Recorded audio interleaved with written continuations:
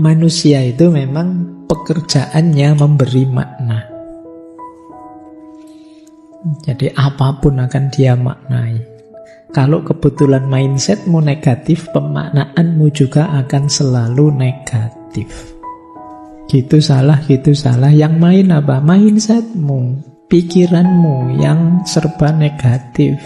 Mengubah cara berpikir kita, menata kembali pikiran-pikiran jelek, pikiran minder, pikiran tidak penting, pikiran jahat, pikiran negatif, buruk, dan lain sebagainya. Kita lawan.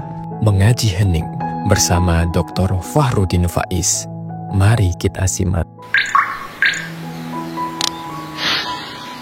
Nah, nanti ada istilah menarik. Yang ini jadi salah satu tesis besarnya Martin Seligman. Ada istilah learned helplessness.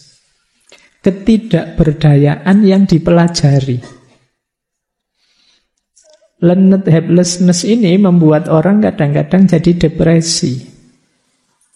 Maksudnya apa? Ini satu kondisi ketika seseorang mengalami sesuatu yang membuat dia tertekan. Dia tidak bisa ngatasi, berulang-ulang sampai dia merasa, saya memang tidak mampu di bidang ini. Itu namanya learned helplessness. Jadi reaksi orang yang menyerah, tidak mau berjuang lagi, merasa bahwa saya tidak mampu, saya tidak ada gunanya melakukan apapun kalau urusan ini. Itu namanya learned helplessness. Ya contoh sederhananya, misalnya kalian ya, belajar filsafat. Baca buku ini tidak paham. Besok baca buku lagi tidak paham lagi. Besok baca lagi tidak paham lagi. Terus kamu simpulkan, saya ini memang tidak paham. Kok tidak ngerti kalau baca buku filsafat? Tidak bisa berarti saya. Besok ditawari buku filsafat apapun, kamu akan bilang tidak bisa saya. Kalau buku filsafat tidak bisa. Itu namanya learned helplessness. Atau mungkin kalian pernah ditawari, disuruh khutbah atau disuruh sambutan. Sambutan pertama karena masih grogi gagal. Sambutan kedua agak grogi tapi lebih mending. Itu pun ya masih gagal, banyak salahnya. Akhirnya kamu simpulkan, saya tidak bisa Pak, memang khutbah, tidak bisa saya ceramah. Selesai. Sampai besok kamu ditawari ceramah, tidak akan mau. Ini namanya learned helplessness. Kamu belajar dari ketidakberdayaanmu. Dan kamu merasa kamu lemah, kamu rendah, kamu tidak bisa. Nah, hati-hati ya. Ini memasungmu, jadi penjaramu. Kadang-kadang kita mindsetnya seperti ini. Coba kamu cek, kalian pernah tidak dimintai tolong apa dan kamu jawab tidak bisa. Padahal mungkin kalau kamu serius ya kamu bisa. Hanya saja kamu belajar dari ketidakberdayaanmu sebelumnya. Dan begitu saja kamu simpulkan bahwa saya tidak bisa. Padahal mungkin sekarang kamu lebih pintar dari dulu. Wawasanmu lebih luas dari dulu. Pengalamanmu lebih banyak dari dulu. Tapi karena sebelumnya kamu sudah menyimpulkan saya tidak bisa, ya akhirnya sampai besok kamu tidak bisa. Ini yang membuat orang terus tidak bahagia. Cirinya apa? Orang yang kena penyakit learned helplessness ini biasanya orangnya pasif, rendah diri, minder. Terus rendah motivasi. Kalau melakukan apa-apa sulit sepenuh hati karena merasa tidak bisa tadi. Terus kurang usaha, menunda-nunda ya karena dia merasa tidak bisa, tidak semangat, besok ya, nanti ya, dan lain sebagainya. Tidak punya harapan sukses. Tidak tekun kalau melakukan tugas dan pasrah. Bahkan tidak mau minta bantuan orang lain. Padahal mungkin ada temanmu yang bisa bantu, tapi kamu tidak minta bantuan. Kenapa? Kamu sudah memvonis dirimu tidak bisa. Memvonis diri kita tidak berdaya. Ya sudah, kita the end, sudah kita tamat. Karena kita sendiri yang memvonis begitu. Yang memenjara diri kita, kita sendiri. Ini namanya learned helplessness. Kadang-kadang ya kamu mencari perlindungan di balik teori-teori, di balik konsep-konsep, di balik pikiran-pikiran bahwa yang kamu lakukan ini, saya realistis kok Pak. Saya tahu diri kok Pak. Itu kan konsep-konsep yang kamu pakai untuk menyembunyikan dirimu. Saya ini kan tawadhu Pak, tidak mau menonjolkan diri Pak. Gitu. Itu konsep-konsep yang sering kita pakai untuk menyembunyikan kekerdilan kita. Sebenarnya kalau mau kalian bisa. Hanya saja kalian mungkin pernah 1-2 kali gagal, tidak berdaya, dan kalian anggap memang kamu tidak bisa di situ. Nah, ini sering jadi sandungan besar dalam hidup kita. Ini semacam kemanjaan atau semacam mindset yang keliru yang membuat kita terpenjara. Semoga kita tidak ada di sini ya. Ya kalau ada, yuk segera disadari terus keluar. Mungkin selama ini kita berlindung di balik konsep-konsep tadi. Ayo kita sadari bahwa ini sebenarnya pelarian saja konsep-konsep tadi. Saya kan memang aslinya introvert Pak. Saya kan aslinya tawadhu Pak. Saya kan memang tahu diri Pak. Iyalah. Coba kamu ulang lagi. Kamu renungi lagi. Apa benar kamu memang sama sekali tidak bisa? Atau hanya tidak mau belajar saja. Semoga kita tidak jadi learned helplessness tadi. Lawannya learned optimism. Nah, ini kalau tadi ketidakberdayaan yang dipelajari, kalau ini optimisme yang kita pelajari. Bagaimana kita learned optimism ini? Ya kita berusaha menghindarkan diri dari learned helplessness tadi dengan cara berpikir atau memandang hidup secara lebih optimis. Kita punya pandangan bahwa kita bisa mengubah diri kita. Kita siap menantang berbagai halangan dalam hidup kita. Jadi ini namanya learned optimism. Lawannya yang sebelumnya tadi. Apa yang dilawan? Pikiran. Makanya tadi pakai istilah mindset. Kita ini kan serba memberi makna dengan pikiran kita terhadap segala sesuatu. Misalnya, lihat air minum ini misalnya. Ini contohnya. Nah, begitu lihat ini, waduh, ini kok coklat, ini jangan-jangan mengandung zat apa yang itu kan pikiran kita. Jangan-jangan, wah ini resiko ndak ya diabetesnya. Wah ini jangan-jangan asam urat. Wah ini kolesterol kan. Itu mindset kita. Kita tempelkan pada sesuatu. Manusia itu memang pekerjaannya memberi makna. Jadi apapun akan dia maknai. Kalau kebetulan mindsetmu negatif, pemaknaanmu juga akan selalu negatif. Gitu salah. Yang main apa? Mindsetmu, pikiranmu yang serba negatif. Nah, nanti Seligman menawarkan, ini meminjam teorinya Dr. Albert Ellis, namanya teknik EBC. Ketika kita ketemu fenomena negatif, ayo kita analisis aspek ABC-nya. Ini nanti akan ketemu di mana sih pikiran-pikiran kita yang jelek. E atau A itu dari antecedent, belief itu mindset kita tadi, isi pikiran kita, konsekuen itu efeknya. Misalnya, antecedentnya adalah peristiwa ketika kita bertengkar dengan teman kita. Peristiwa kita bertengkar itu terus ketemu belief kita, cara pandang atau mindset kita. Belief kita adalah, saya memang orangnya jelek kok Pak, mau apa? Saya memang bukan orang baik, mau apa? Nah, ini mungkin, ini contoh ya. Ada kan orang yang mindsetnya kayak gini. Saya memang aslinya buruk, beda dengan yang lain. Sudahlah, tidak usah nyenggol-nyenggol saya, itu mindset. Terus karena mindset kita begitu, ada konsekuennya. Akhirnya apa? Kita tidak ingin damai dengan teman kita. Kita merasa, ya saya memang otentiknya begitu. Kalau tidak suka saya, ya minggir saja.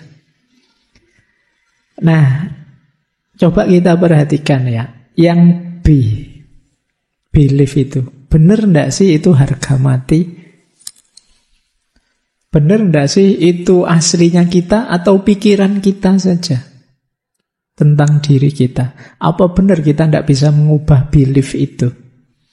Mengubah diri kita. Jadi akarnya ada di B. Belief kita, konstruksi pikiran kita. Kalau kita bisa sukses mengubah itu, nanti meskipun A-nya tetap, tapi C-nya akan beda. Konsekuensinya akan berubah. Sekarang saya ubah, saya ini manusia biasa, kadang buruk, kadang juga baik. Ini sudah lumayan, sudah terbuka sedikit. Siapa tahu memang yang salah kemarin saya. Ayolah kita wong hidup bersama, yuk bareng-bareng yang enak lah. Konsekuennya bisa lebih positif. Ini cara kita untuk melawan tadi ya, learned helplessness. Kita lawan dengan learned optimism. Dengan cara apa? Mengubah cara berpikir kita, menata kembali distorsi kognitif kita. Pikiran-pikiran jelek, pikiran minder, pikiran tidak penting, pikiran jahat, pikiran negatif, buruk, dan lain sebagainya. Kita lawan. Wong mikir itu gratis loh, kok kamu milih yang jelek-jelek. Wong ndak bayar kan kalian mikir yang bagus-bagus itu. Wong husnudzon itu gratis, lebih membahagiakan. Ngapain kamu suudzon? Ada temenmu misalnya ngapain terus kamu, wah itu jangan-jangan melakukan dosa apa itu di luar. Ngapain wong, ya kamu ndak ngerti jelasnya. Mau sama-sama ngarang saja, mau ngarang yang baik daripada ngarang yang jelek. Itu yang disebut learned optimism. Nanti ada teman kosmu dijemput pacarnya, terus kamu, wah itu mesti diajak yang aneh-aneh, itu mesti. Wong kamu nggak ngerti aslinya kok suudzon. Siapa ngerti diajak ngaji apa diajak?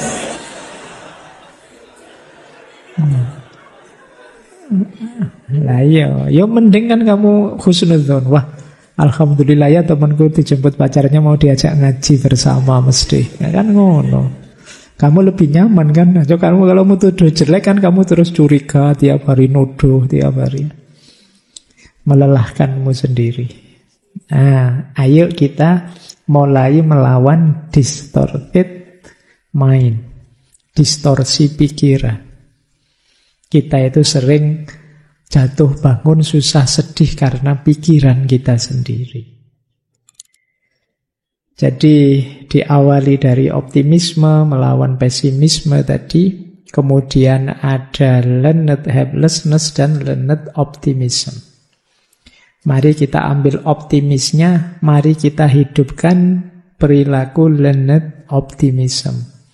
Ayo kalau pakai teori ABC tadi kita perhatikan benar kognisi kita, pikiran kita, belief kita. Seperti sering saya bilang, manusia itu bukan harga mati. Nilai diri, konsep diri, dan kenyataan dirinya.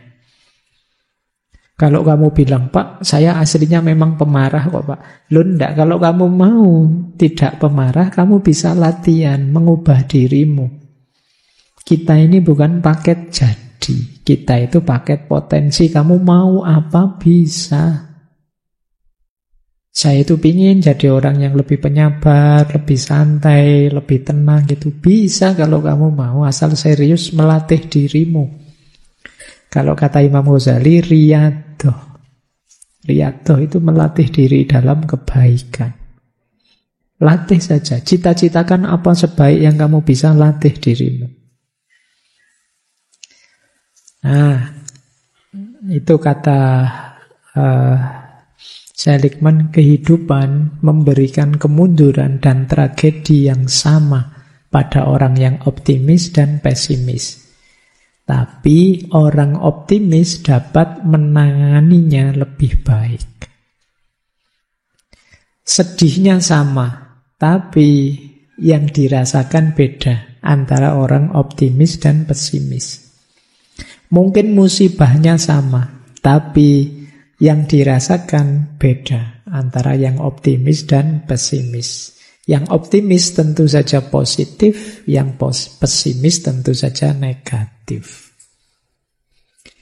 Kita lanjutkan. Ini ada rumus, tapi tulisannya kekecilan. Tak bacakan saja, nanti kamu dengarkan baik-baik. Oke, urusan format ini. Karena ini laptopnya compact. Tidak terlalu kompak sama laptop saya berarti. Nah, ini melawan pesimis ya. Ada cara, beberapa tips dari Seligman. Yang pertama kata Seligman, ayo kamu kenali pikiran negatif otomatis yang melintas dalam diri kita saat momen-momen buruk. Jadi ayo kita cek. Kadang-kadang misalnya mengalami kegagalan apa itu. Coba kita cek, ini muncul pikiran apa ya di pikiranku. Wah, ternyata pikiranku misuh-misuh. Wah, ternyata pikiranku depresi. Wah, coba kamu kenali saja. Isinya apa sih kalau kamu sedang sedih, sedang drop itu. Ini penting dalam rangka nanti mengaturnya. Yang kedua, kalau sudah muncul macam-macam, bantahlah. Kalau itu negatif. Misalnya pikiranmu bilang begini, wah ini kalau gagal di sini ya gelap sudah hidup kita ke depan. Nah, segitu. Bantahlah, tunjukkan. Allah teman kita yang sana lebih gagal, lebih susah lagi. Tapi yo seneng saja hidupnya, ngapain? Itu namanya memberi counter example, beri contoh lawannya. Biar tidak terlalu drop kamu. Ya, boleh contoh simbah-simbahmu dulu. Wah, ini kuliah saya kok kelihatannya mau gagal. Alah, simbahmu dulu tidak kuliah juga seger waras sampai usia 80-90 misalnya. Nah, ini namanya memberi counter example. Biar kamu tidak terlalu pesimis. Oh, banyak orang besar itu sekolahnya juga gagal. Ada yang tidak naik kelas, ada yang tidak lulus. Tidak apa-apa, santai sajalah. Nah, ini dalam rangka apa? Mendinginkan pikiran buruk. Yang ketiga, kalau sudah kamu bisa memberi contoh lawannya, itu kan kamu tidak terlalu drop lagi kalau sudah ngerti. Banyak juga sih contoh. Kamu usia sekian kok tidak nikah-nikah. Wah, ada banyak contoh ini. Itu juga tidak laku sama kayak saya, santai sajalah. Dan mereka juga masih bisa bahagia, gembira. Yang ketiga, beri atribusi yang berbeda dari yang disebut oleh pikiranmu. Kalau pikiranmu bilang, wah ini awal dari kegagalan, ya enggak. Ini awal dari cerita yang baru, hidup yang baru. Nah, itu lebih positif. Jadi, misalnya kamu kehilangan HP. Wah, ini sedih ini. Anda alamat mau punya HP baru ini. Kalau ada duitnya. Ya kalau enggak ada kan masih ada pinjol.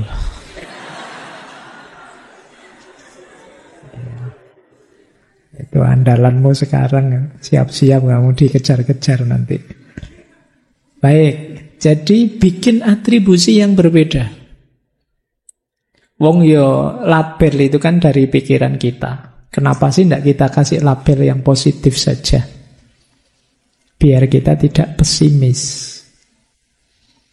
Yang keempat, bila perlu, ayo belajar sedikit-sedikit mengalihkan pikiran. Kalau memang sangat menekan, cari fokus yang berbeda. Sulit ya Pak mempengaruhi pikiran saya sudah terlanjur terikat, terlanjur mindset saya begini. Ya sudah, kalau pas lagi drop, distraksi. Cari yang bisa memalingkan kita dari kesedihan kita itu. Yo, biar tidak terbayang-bayang terus dengan kegagalanmu. Yo, sana nonton drakor sana. Apa kamu main healing sana, atau kamu lakukan ini, lakukan untuk mendistraksi. Biar tidak mikir kesedihanmu saja, ya kamu mikir kesedihannya bintang-bintang film itu. Biar tidak apa-apa. Yang penting bisa mendistraksi sementara. Karena orang itu kalau muleng saja di situ, berat hidupnya. Biar saja kamu nyari katarsismu sendiri, apa dengerin musik kah, nonton film kah, sholat kah, ibadah kah, monggo. Jadi ayo distraksi, jangan stuck di situ terus, akan bahaya. Stres bisa tumbuh jadi depresi, depresi berkepanjangan membahayakan dirimu. Nah, bila perlu kamu lacak sampai akarnya. Jadi yang kelima itu pertanyakan asumsi-asumsinya. Kok aku punya pikiran begini ya? Kok aku negatif sekali ya cara aku menanggapi? Oh, mungkin karena aku melihat ini, melihat itu, belajar dari sini, belajar dari situ. Kalau begitu saya coba membaca yang lain, mencari pengaruh yang berbeda. Jadi inilah jalannya kita mengalahkan diri kita sendiri yang pesimis. Jadi saatnya kita taklukkan diri kita, karena pesimisme itu kan seperti melawan diri kita sendiri.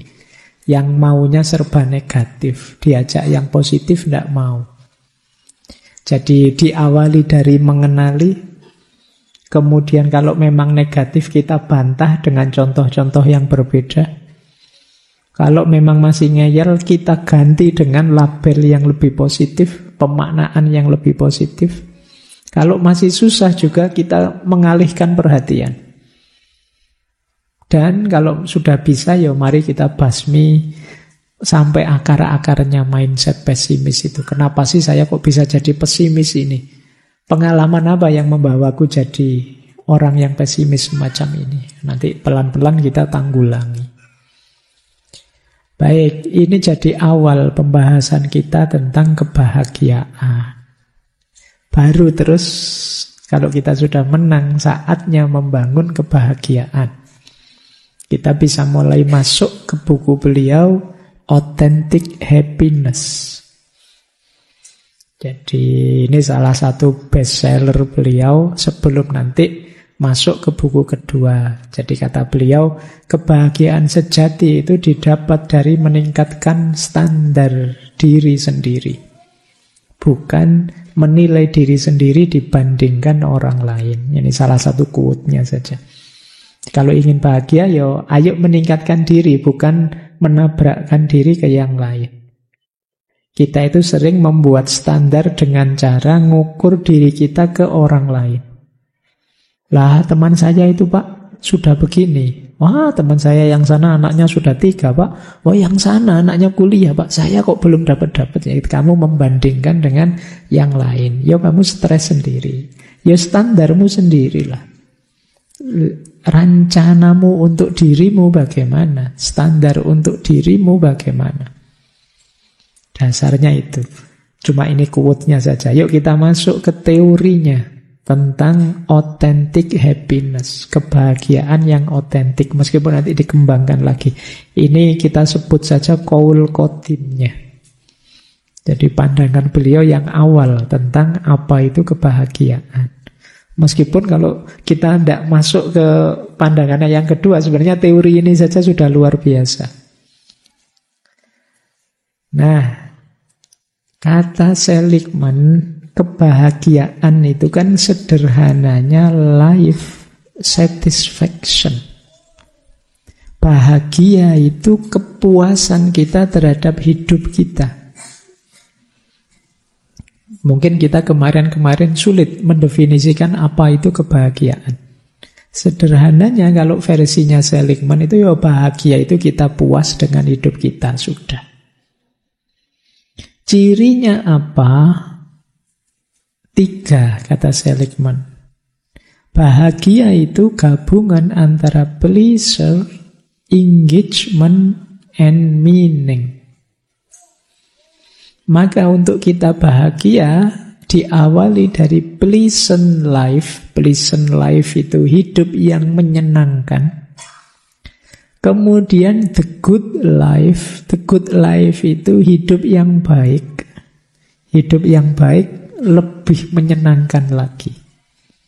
Kemudian puncaknya the meaningful life. Meaningful life itu hidup yang bermakna dan bertujuan. Ini yang paling menyenangkan, paling membahagiakan. Jadi ini semacam ranking, tapi harus kita alami semua. Menyenangkan, baik, dan bermakna. Meaningful. Nanti kita bahas satu-satu. Hidup yang menyenangkan itu bisa kita cek Coba sampean semua tanya ke dirinya masing-masing, saya sedang seneng enggak? Itu namanya pleasant life. Seneng Pak, saya gembira hari ini, belakangan ini. Oke. Pleasant itu temporer. Jadi sekarang, mungkin sekarang senang, tapi nanti begitu balik ke kos-kosan ya sumpek lagi. Nah, sekarang lupa sebentar, nanti ingat lagi, itu pleasant. Jadi hidup yang pleasure itu sangat naik turun. Nanti ada the good life. The good life itu pertanyaannya, apakah aku menjalani kehidupan yang menyenangkan? Kehidupan yang menyenangkan itu berarti secara umum hidupku ini menyenangkan. Meskipun kadang naik, kadang turun kegembiraannya, tapi secara umum memuaskan. Itu the good life. Yo, saya kadang senang, kadang sedih Pak, tapi yo alhamdulillah hidup saya penuh anugerah, bahagia. Sekolah, kuliah yo ndak pernah ndak naik kelas. Kuliah kadang-kadang nilainya jelek tapi yo tetap lulus, alhamdulillah. Itu good life. Saya hobi ini bisa saya salurkan secara umum, saya bahagia, itu the good life. Tidak sekedar senang susah sementara. Ada yang lebih membahagiakan lagi, yaitu meaningful life. Meaningful life itu hidup yang tidak hanya menyenangkan bagimu, tapi juga kamu bisa berbagi kesenangan, berbagi kegembiraan ke yang lain. Kamu punya kontribusi untuk juga membantu yang lain bahagia. Ini yang disebut meaningful life. Tidak egois, bahagia untuk dirimu sendiri seperti the good life, tapi juga bahagia yang bisa kamu bagi ke sesama, ke sekitarmu. Ini durasinya lebih panjang. Yuk kita pelajari satu-satu. Nah, pleasure life atau pleasant life itu kuncinya adalah emosi yang positif. Hidupmu termasuk menyenangkan kalau ada emosi-emosi itu hadir. Nanti oleh Seligman, emosi itu dibagi 3. Menghadapi masa lalu, menghadapi masa depan, menghadapi masa kini. Menghadapi masa lalu harusnya yang terasa oleh kita puas, lega, bangga, dan tenang. Nah, itu berarti emosimu positif, hidupmu berarti menyenangkan. Yang sudah terjadi memuaskanmu, membanggakanmu, dan kamu tidak gelisah dengan masa lalu, tenang. Nah, itu berarti hidupmu senang. Ya, durasinya bisa panjang, bisa pendek. Misalnya, apalah, yang pendek ya, kesenangan jangka pendek, ketenangan tadi. Misalnya kamu tadi di kamar kosmu meninggalkan komputer dalam keadaan nyala. Kamu tinggal ke sini, terus kamu, waduh, saya tadi kelihatannya buka-buka apa belum tak tutup. Wah, ini kalau temanku tiba-tiba masuk kamar bahaya ini. Masuk kamar ndak ya dia, kamu ndak tenang.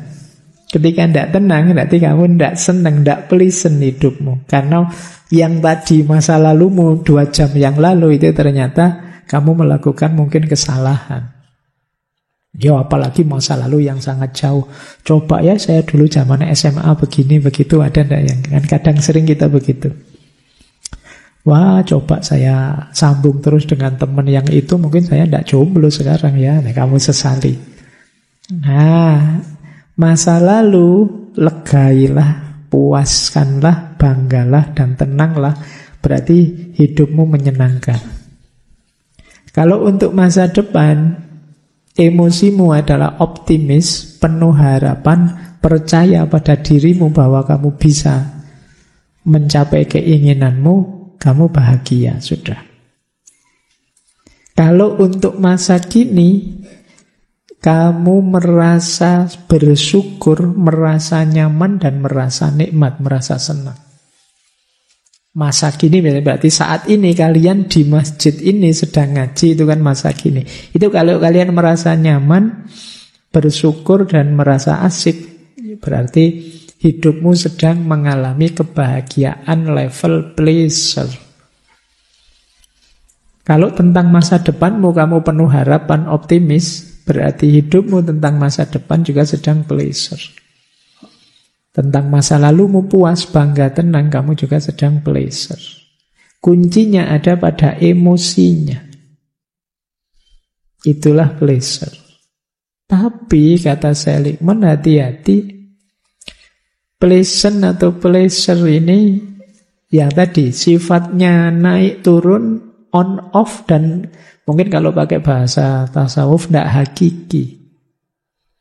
Kalau hanya mengejar rasa senang saja kurang memuaskan hidup itu. Banyak kesenangan-kesenangan yang membuat efek negatif ke belakangnya nanti. Terima kasih sudah menyimak. Semoga channel Mengaji Hening bersama Dr. Fahrudin Faiz selalu bisa memberikan ilmu, motivasi, dan kebermanfaatan. Salam sehat dan bahagia.